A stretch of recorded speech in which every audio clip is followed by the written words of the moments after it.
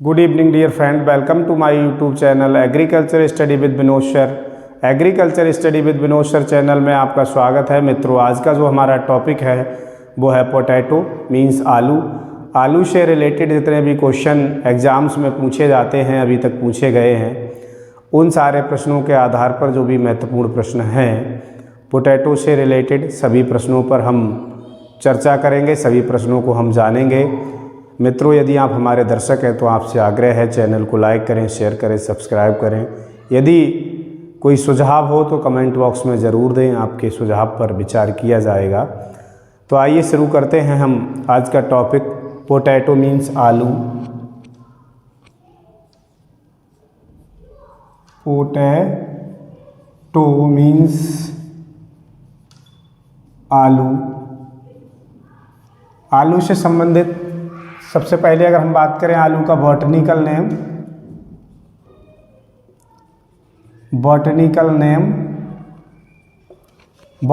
Name है Solanum.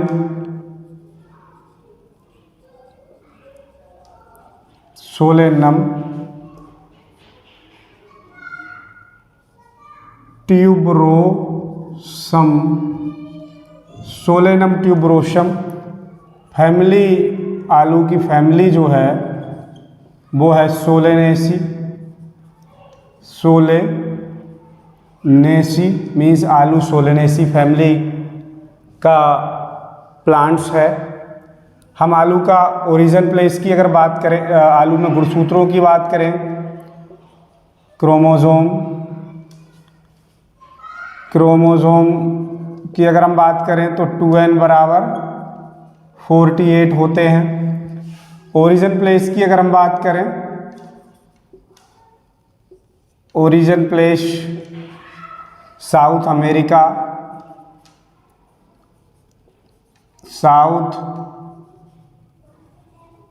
America या Peru इसका जन्म स्थान है। अगर हम इसमें बात करें आलू में कंपोजिशन, तो प्रोटीन आलू में 2.1% प्रोटीन पाई जाती है। और कार्बोहाइड्रेट की बात करें, कार्बोहाइड्रेट 20.1%। फैट की बात करें, फैट इसमें 0.3% फैट पाई जाती है। क्रूड फाइबर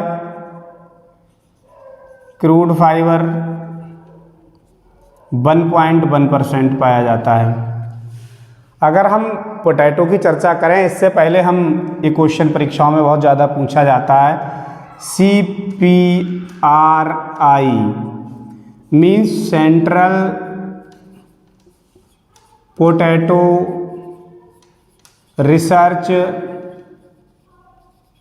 इंस्टीट्यूट कहाँ है? तो ये है शिमला, हिमाचल प्रदेश में, यहाँ है सेंट्रल पोटैटो रिसर्च इंस्टीट्यूट। अगर हम आलू के प्लांट्स की बात करें तो आलू जो है वो पेरिनियल प्लांट है, बट ट्रीटेड एज एनुअल। ये बहुवर्षीय पौधा है, लेकिन मुख्यतः जो एक वर्षीय के रूप में उगाया जाता है। आलू की बात करें, पोटैटो प्लांट्स C3 प्लांट्स है और शॉर्ट डे प्लांट्स है। Short day means photo periodically बात करें तो शॉर्ट डे प्लांट्स है, मीन्स कम प्रकाश अवधि वाला पौधा है। और पोटैटो की अगर हम बात करें तो पोटैटो की बात करें तो ये rich source of vitamin C and B1, ये विटामिन सी और B1 का रिच सोर्स है। अब हम पोटैटो की बात करें, पोटैटो तो ये king of all vegetable means सभी जो वेजिटेबल क्रॉप्स हैं उनका राजा है ये। पोटैटो का ईडेबल पार्ट की बात करें, ईडेबल पार्ट ट्यूबर है पोटैटो का। पोटैटो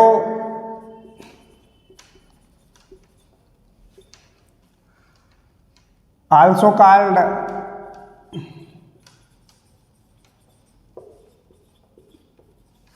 पुअर मैन्स फ्रेंड, ये गरीबों का मित्र भी कहते हैं पोटैटो को। पोटैटो ये कैश क्रॉप है, मीन्स कैश क्रॉप्स वो क्रॉप्स होती हैं जो डायरेक्ट मार्केट में सेल पर्पज़ के लिए उगाई जाती हैं, डायरेक्ट बेचने के उद्देश्य से उगाई जाती हैं। ऐसी फसल को कैश क्रॉप कहते हैं, मीन्स जिन्हें बेचकर डायरेक्ट हम उनका दाम ले सकें, मीन्स नकदी फसल। तो ये जो आलू है ये नकदी फसल है। हम बात करें पोटैटो एरिया और प्रोडक्शन के बारे में। प्रोडक्शन के बारे में अगर हम चर्चा करें तो वर्ल्ड में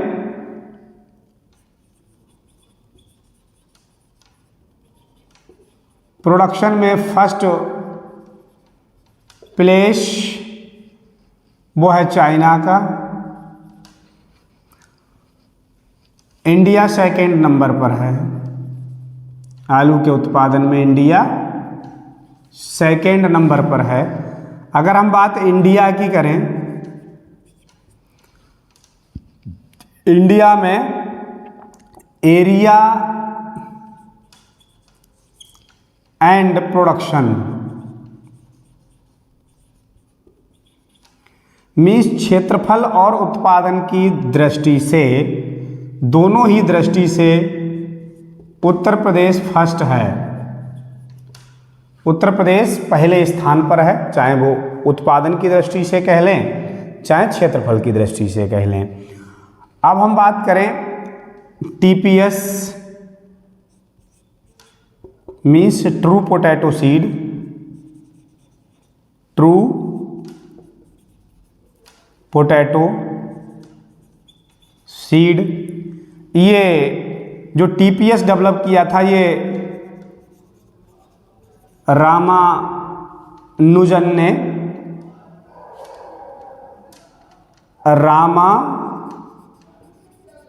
रामानुजन के द्वारा TPS डेवलप किया गया था, मीन्स ट्रू पोटैटो सीड। इसके द्वारा क्या होता है, हम एक तो सीड का जो प्रोडक्शन होता है, प्रोडक्शन की कॉस्ट होती है उसे कम कर सकते हैं।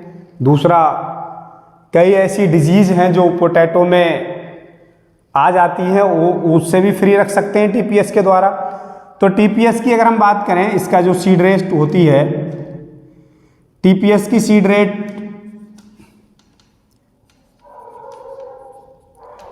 100 से 150 ग्राम प्रति हेक्टेयर, 150 ग्राम TPS एक हेक्टेयर के लिए पर्याप्त होता है। और ये जो TPS टेक्निक है ये रामानुजन के द्वारा विकसित की गई है, तैयार की गई है।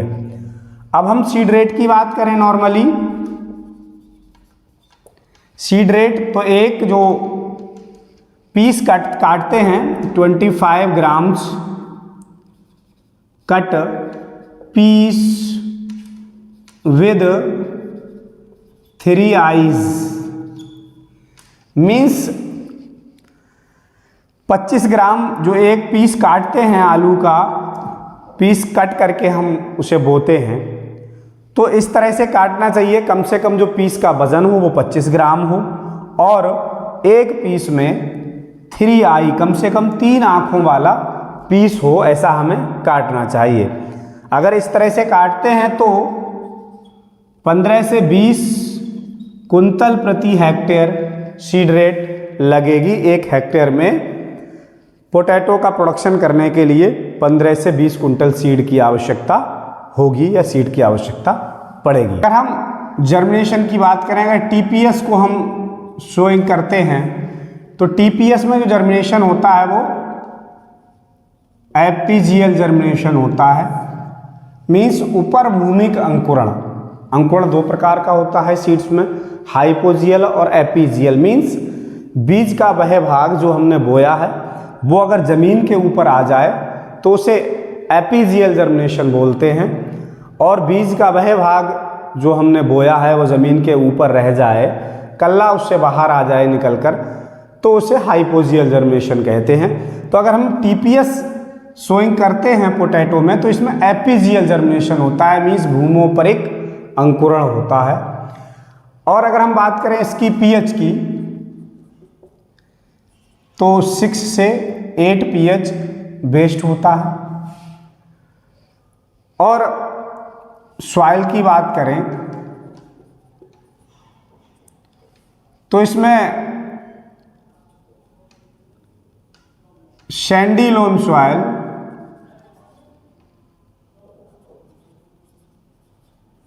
बेस्ड है। अगर हम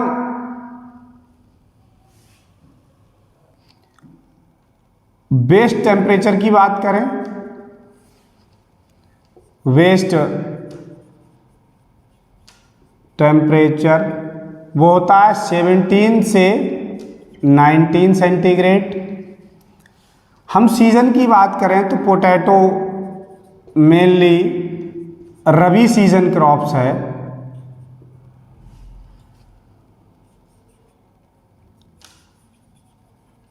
रबी सीजन की पोटैटो क्रॉप है। पोटैटो क्रॉप रबी सीजन की क्रॉप है। बेस टेम्परेचर 17 से 19 है। Sandy loam soil, epigeal germination. और हम बात करें स्पेसिंग की बात करें तो 45 से 60 सेंटीमीटर ये रो टू रो डिस्टेंस रखते हैं, row to row. Plant to plant की बात करें 15 से 20 सेंटीमीटर प्लांट टू प्लांट रखते हैं। 15 से 20 सेंटीमीटर जो स्पेसिंग है वो प्लांट टू प्लांट रखी जाती है। अब हम बात करें seed plot technique. Seed plot technique, ये जो सीड प्लॉट टेक्निक है ये पुष्कर नाथ ने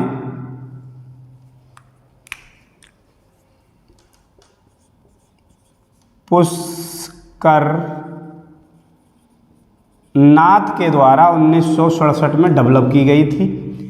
इसमें क्या होता है, हम जो at the time of maturity से कुछ समय पहले, बिफोर ऑफ मैच्योरिटी से कुछ पहले अगर हमने जो क्रॉप्स है अगर वो अक्टूबर में सोइंग किया है, अक्टूबर में बोया है, तो मिड जनवरी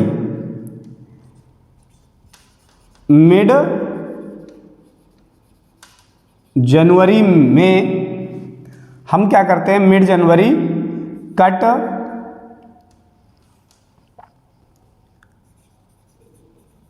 एबव सॉइल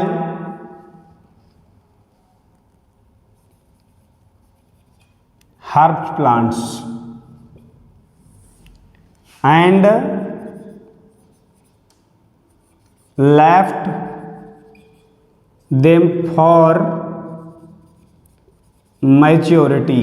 मीन्स हम क्या करते हैं, अगर हमने जो फसल है वो अक्टूबर में बोई है तो हम जनवरी के मिड में, जनवरी में जो ज़मीन से ऊपर का पोर्शन होता है आलू का उसे हम कट कर देते हैं, ज़मीन से ऊपर के भाग को कट कर देते हैं और आलू को ज़मीन में छोड़ देते हैं, मैच्योर होने तक उसे ज़मीन में ऐसे ही रहने देते हैं, ऊपर का पोर्शन हटा देते हैं जिससे कि उसमें बीमारियां ना लगें, बीमारियों से बचाया जा सके।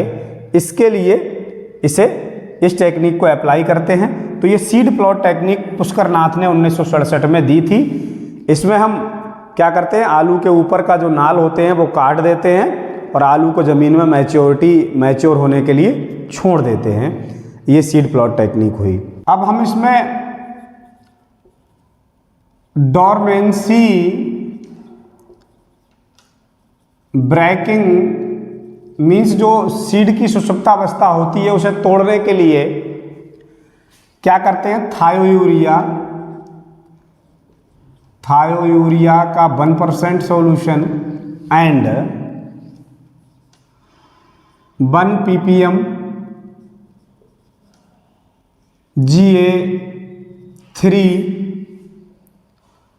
इसको हम अप्लाई करते हैं सीड्स पर। तो ये dormancy of seed means dormancy breaking of seed means seed की जो सुषुप्तावस्था होती है इससे खत्म हो जाती है। उसके लिए ये प्रश्न परीक्षाओं में बार बार पूछा जाता है, सीड में पोटैटो में डोरमेंसी ब्रेकिंग के लिए किस केमिकल का प्रयोग करते हैं। तो थायोयूरिया 1% एंड 1 ppm GA3। इसका मोस्ट इरिगेशन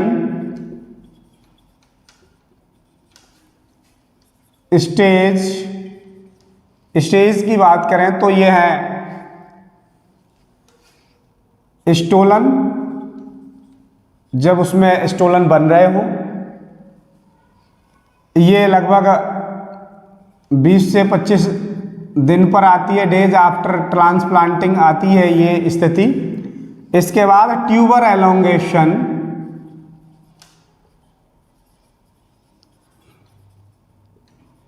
मीन्स ट्यूबर बन रहे हों तब और स्टोलन बन रहे हों तब, इन दोनों स्थिति में पानी की बहुत ज़्यादा आवश्यकता होती है।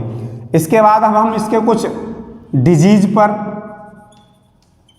चर्चा करें तो सबसे पहले अगर हम बात करें ब्लैक हार्ट,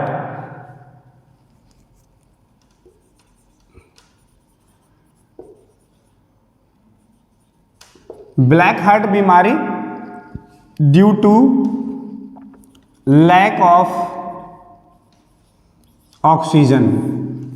ये जो ब्लैक हार्ट बीमारी होती है ये ऑक्सीजन की कमी से, स्टोर हाउस में ऑक्सीजन की कमी हो जाती है। जहाँ वेयर हाउस में आलू स्टोर करते हैं उसमें ऑक्सीजन की कमी हो जाती है, उससे ये बीमारी होती है। दूसरी hollow heart, hollow heart disease है।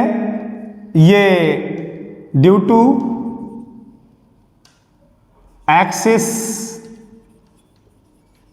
Use of nitrogen N2 means nitrogen की अधिकता से।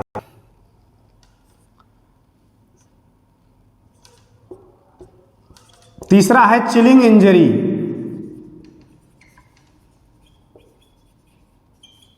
चिलिंग इंजरी में क्या है, इसमें स्टोर हाउस में लॉन्ग टाइम टेम्परेचर 0, लंबे समय तक स्टोर हाउस में जो टेम्परेचर है वो 0 बना रहता है, तो इस कारण भी आलू खराब हो जाता है, उसे चिलिंग इंजरी बोलते हैं। ये भी एक इम्पोर्टेंट डिसऑर्डर है। दूसरा इसमें हम चर्चा करें तो 2 ब्लाइट लगते हैं।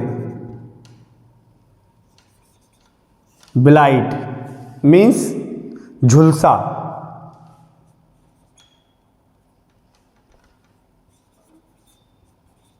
झुलसा मीन्स बहुत ही महत्वपूर्ण है। इसमें इनके पैथोजन मोस्टली परीक्षाओं में पूछे जाते रहते हैं, पूछे गए हैं। इसमें सबसे पहले अगर हम बात कर रहे हैं early blight, early blight means अगेती झुलसा, अगेती झुलसा। इसका जो पैथोजन है वो है अल्टरनेरिया सोलेनाई, सोलेनाई। ये अल्टरनेरिया सोलेनाई के द्वारा लगता है। दूसरा लगता है late blight, late blight means पछेती झुलसा, पछेती झुलसा। ये लगता है फाइटोप्थोरा, फाइटोप्थोरा इन्फेस्टांस।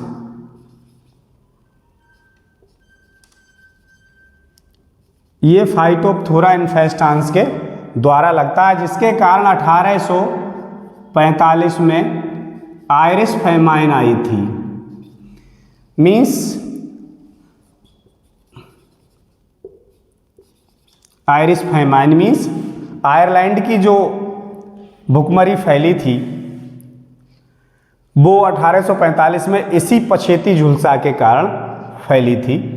तो ये दोनों ही महत्वपूर्ण है, परीक्षाओं में बहुत ज़्यादा पूछे जाते हैं। अर्ली ब्लाइट मीन्स अगेती झुलसा का पैथोजन क्या है, तो अल्टरनेरिया सोलेनाई है। और लेट ब्लाइट मीन्स पछेती झुलसा का पैथोजन क्या है, तो वो है फाइटोप्थोरा इन्फेस्टाइन्स, जिसके कारण 1845 में आयरिश फेमाइन मीन्स आयरलैंड में आयरिश फेमाइन नाम से प्रसिद्ध है। 1845 में इसके कारण ये भुखमरी फैली थी, आयरिश फेमाइन।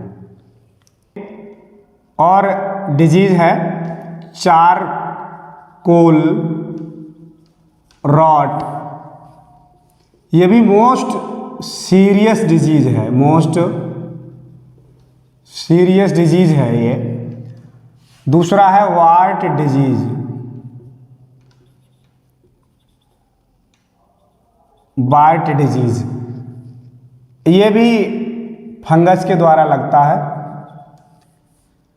अब हम बात करें प्रोडक्शन के लिए, मीन्स पोटैटो में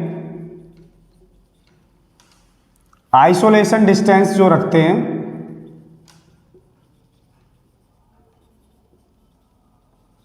वो 5 मीटर रखते हैं, 5 मीटर।